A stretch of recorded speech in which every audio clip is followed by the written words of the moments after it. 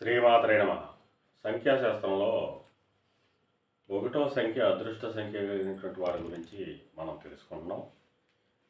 వీరి యొక్క వైవాహిక జీవితంలో కొన్ని ఒడిదుడుకులు ఉండేటువంటి అవకాశం ఉంది.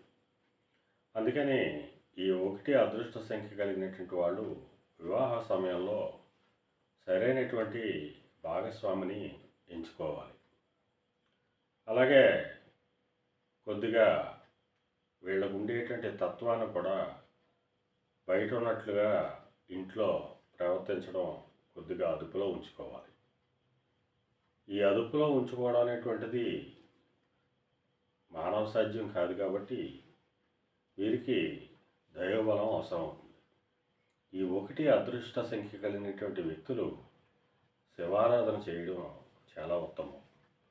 అలాగే ఎవరైనా సద్గురువు చేత శివపంచాక్షరి నామాన్ని స్వీకరించి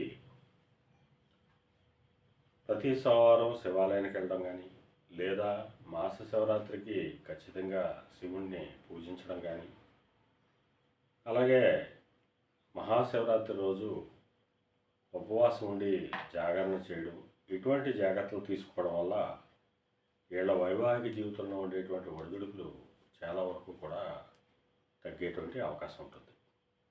అందువలన ఈ ఒకటి అదృష్ట సంఖ్యలు కలిగినటువంటి మన మిత్రులు ముందు చెప్పుకున్నటువంటి భాగాల్లో ఉన్నటువంటి అన్ని సుగుణాలు, ధైర్య సాహసాలు ఉన్నప్పటికీ ఈ విభాగంలో అంటే వైవాహిక జీవిత విభాగంలో కొన్ని ఒడిదుడుకులు ఉండడం చేత శివారాధన చేయడం ఎంతైనా ఉత్తమం అని చెప్పి తెలియజేయడం జరుగుతుంది.